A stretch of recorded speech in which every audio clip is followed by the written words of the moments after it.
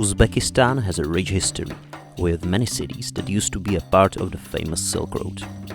Each year, more and more tourists come here to adore the colorful mosaics, carpets, bustling markets and architecture of the ancient cities, such as Bukhara, where we are located right now.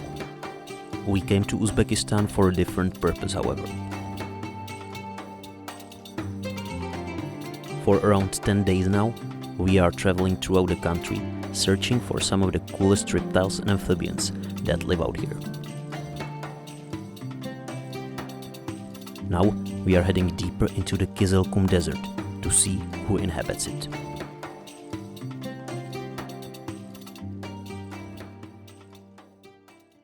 Back in the desert, and this is our first flip spot of the day. I don't feel like flipping quirks very well in the desert, but still, if we see this, we have to flip it.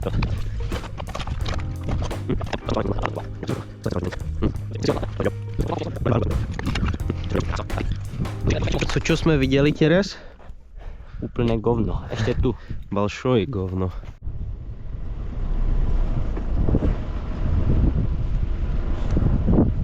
So we are always cruising through the desert with our car and looking out of the windows on what we see.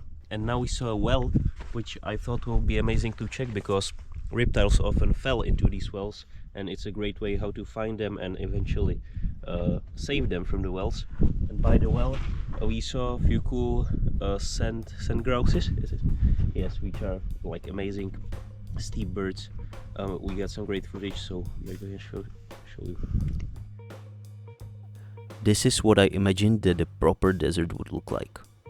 Most of the area was a flat, monotonous plain, but occasionally the dunes of softer sand were rising from it.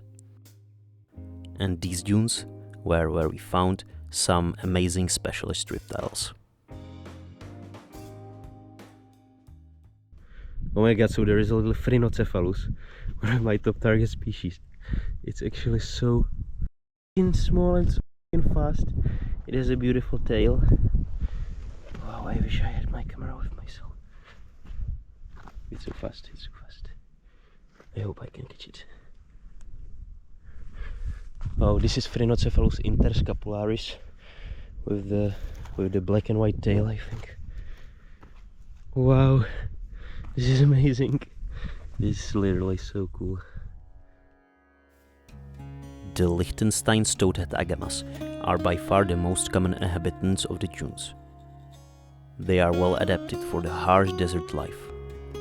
Their coloration makes them blend with the sand perfectly.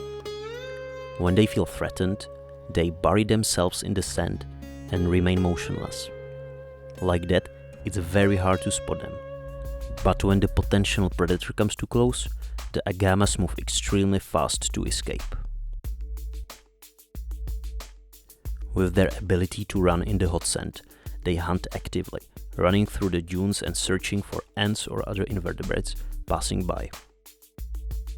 They have black and white underside of their tail, with which they waggle performatively on occasions.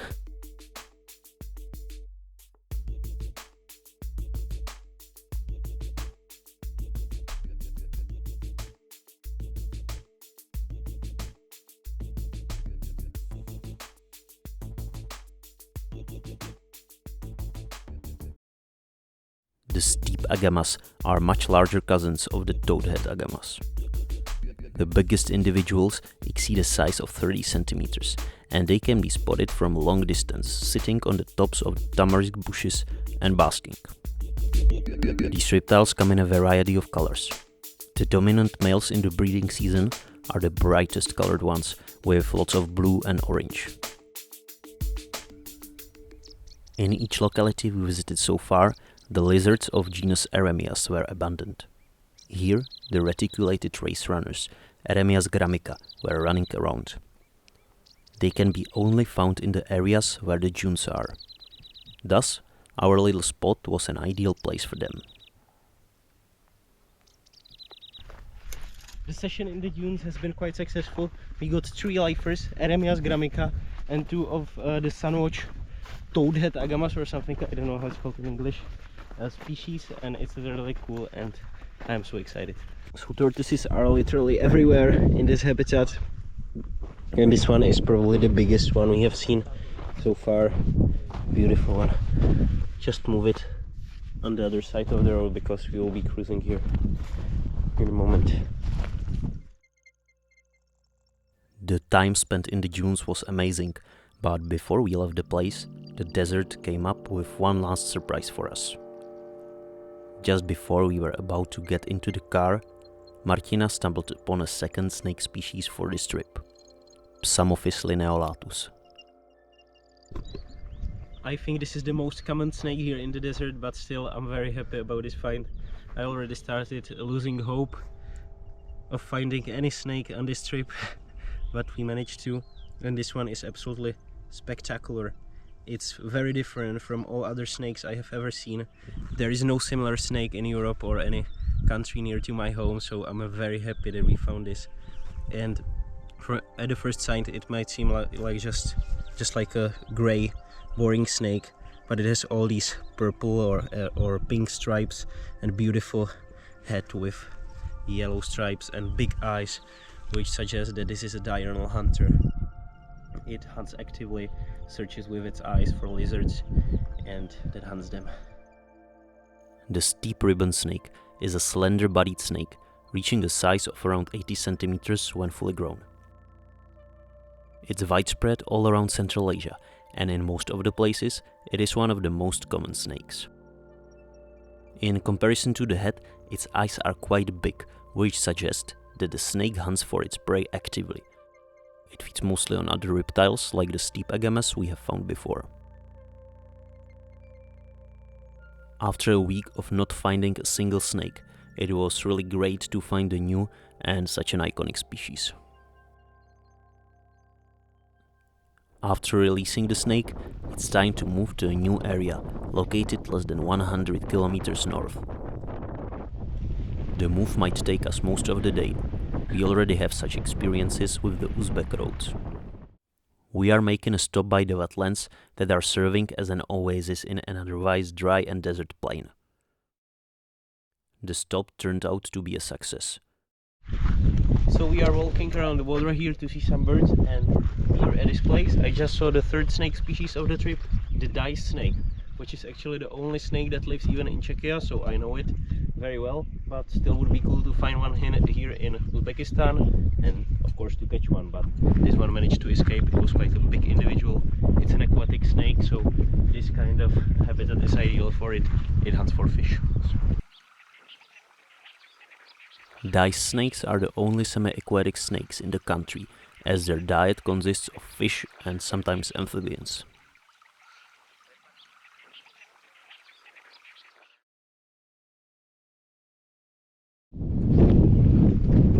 In front of us there are last 2 days in the desert, and we will be spending them in this general area, which looks like this.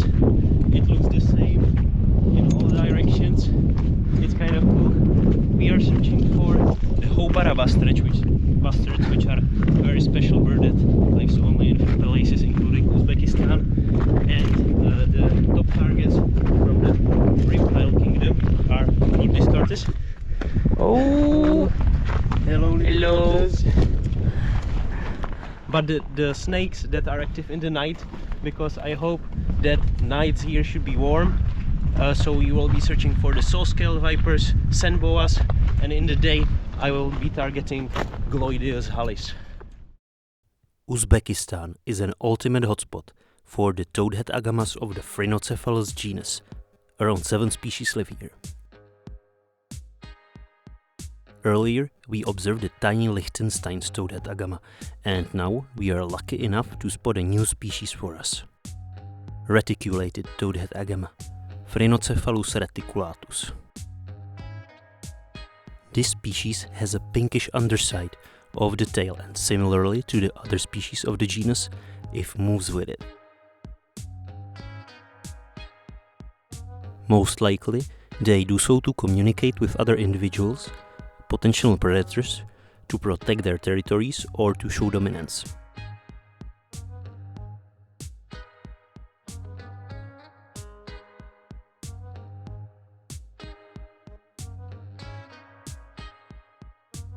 Characteristic features of the genus are the flattened faces and eyes on the sides of the head.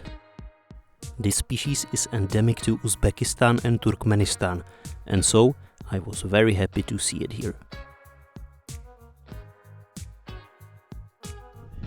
The toadhead agamas we saw are literally living on this. We spotted both of them in this kind of habitat, which is fascinating to me.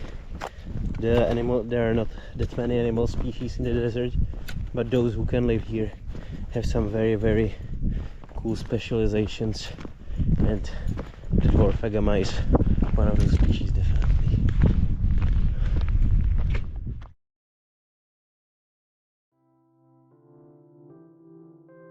As we were walking along a sandy bank in the middle of nowhere, I spotted a giant reptile staring at me from one of the holes. So there in this crevice there is quite a big Varanus griseus, and I don't know if we'll be able to take him out or something, but it's very cool like that. It's much bigger than the juvenile we saw originally. To by asi docela chtěla vidět tvé máma, co?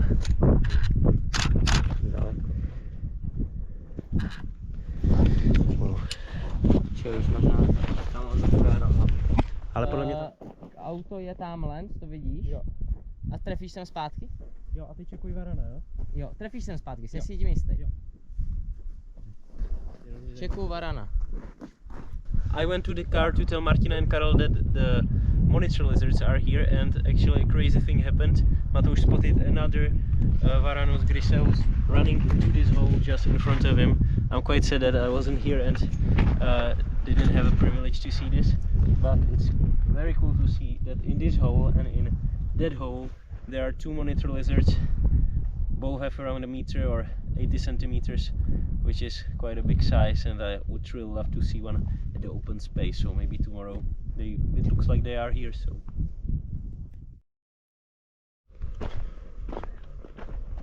The average temperatures have been rising in the last days after the heavy rains, which lasted more than 2 days. Thus, we decided to try night hopping again. It was still quite cold, and we found nothing but one tiny little gecko. First, we didn't pay him much attention, but after identification, we realized that this might be the most valuable find of the entire expedition. The gecko is called Alsophylax laevis, and it's critically endangered.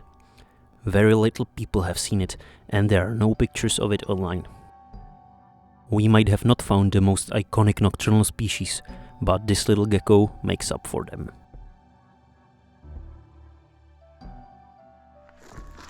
yesterday's desert herping was quite unsuccessful. After the little gecko, we didn't manage to find anything new. And during the day it's so hot, and it's quite hard to force yourself to go herping in all that heat and wind and the dust of the desert. But now we are setting off for the last herping in the desert of this expedition. We have the last afternoon and the last night, which I hope will be warm, not warm. Here we have quite a cool sandy soil for the sand boas, so I really hope to find any, but I don't give it much chances.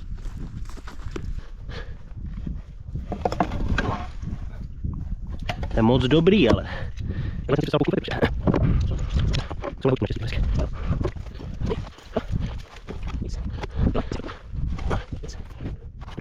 I'm still believing that the flips in the reptiles could produce something, but here we have a little agama at least.